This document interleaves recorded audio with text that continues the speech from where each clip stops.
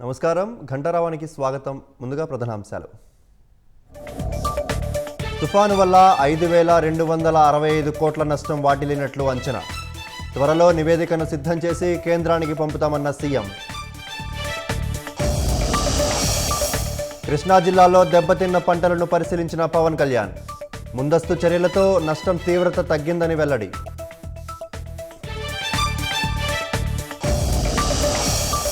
రైతులను కోలుకోలేని దెబ్బతీసిన మొంథా తుఫాన్.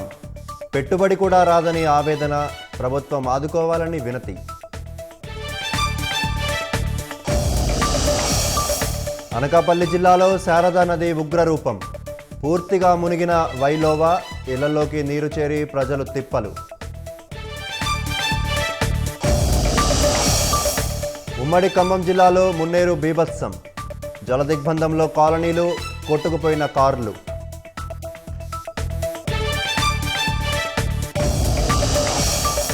ముంబైలో చిన్నారులను బంధించి బెదిరింపులు. చాకచక్యంగా వ్యవహరించి పిల్లలను కాపాడిన పోలీసులు.